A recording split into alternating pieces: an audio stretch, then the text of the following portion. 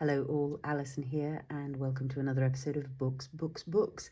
I've got one of my handmade tag books on the table today, an accordion book, and it's one that uses my PaperArtsy stamp designs, so lots of meadow flowers and seed heads. I'll have details of the stamps that I've used here down in the description below, so do take a look at those.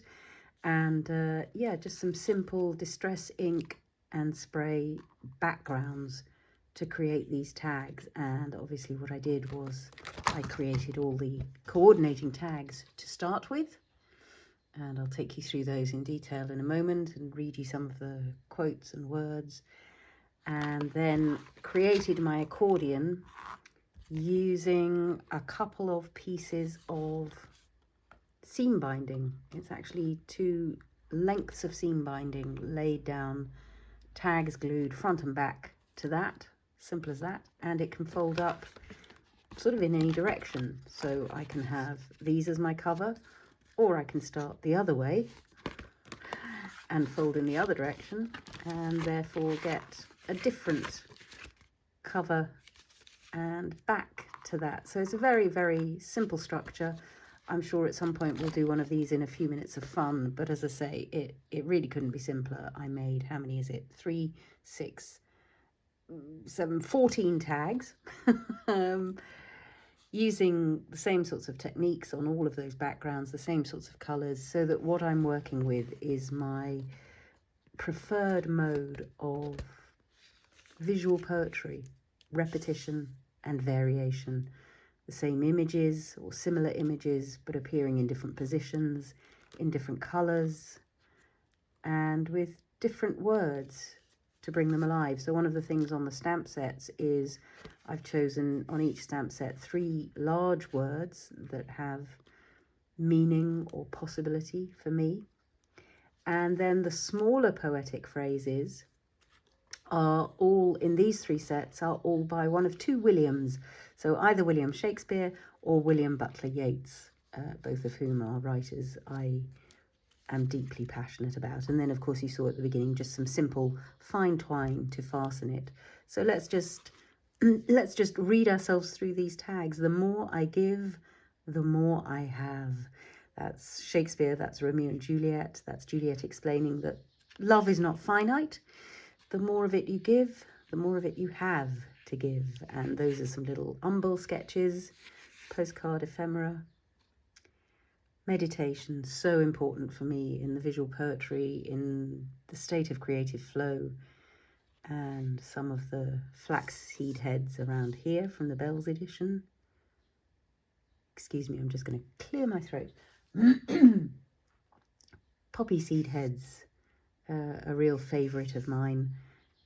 For peace comes dropping slow. That's from William Butler Yeats' poem, The Lake I Live In Is Free.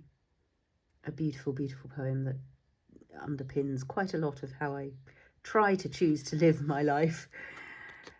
Remember. Some umbels there. Remember actually comes from the poppy seed head, obviously, with that connection for anybody in the UK, from Remembrance Day to poppies. That seemed like a word that belonged there. These flaxseed heads that I sketched remind me of those little rusty jingle bells you sometimes get at Christmas. So that edition is actually called the Bells edition rather than the Flax edition. So flax is such an ugly sort of word, isn't it? Serenity. I prefer serenity, so the ringing of bells as opposed to the harshness of the sound flax. Imagination. And this is the poppy seed heads seen from above, which make a great texture or detail stamp, just something a little bit abstract, but actually they are poppy seed heads seen from above. Little bits of ephemera, again, stamped direct in different colours. I have spread my dreams under your feet. That's Yeats again. Not The Lake I Live In Is Free. That's the... just Google that phrase and you'll find it. It's the most extraordinary poem about making an offering to somebody. I have spread my dreams under your feet. Little postmarks from Vienna. That's where some parts of my family landed up, and we have postcards galore and letters from there. There are the poppy seed heads again. So now we're going across in the other direction, back along the accordion. Some moments to just take a bit of peace and quiet, a little fragment of book page. These are the Umbellheads, the Umbellifer flower seen from above, so that gives you that texture. Live alone in the bee loud glade. That's the Lake Isle of Innisfree again, Yeats. We are such stuff as dreams are made on. That's Prospero from The Tempest, William Shakespeare. Some more Umbellifers. Wildflowers, of course, at the heart of this trio of stamp sets are wildflowers and Seedheads. So those words, paint the meadows with delight. That is Shakespeare. Yes, it's from a song in The Winter's Tale, I believe. I better double check. It's a while since I designed these sets, so these words have just sort of passed into my bloodstream at this point. And nature, obviously, is at the heart of so much of what I create.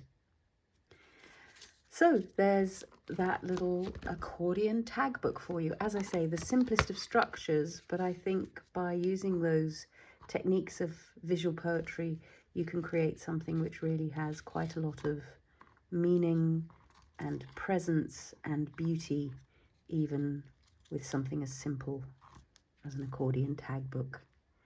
Thanks so much for watching today. I hope you've enjoyed a little moment of peace and calm, and I hope you like the new, slightly more autumnal setting that's coming now with your books.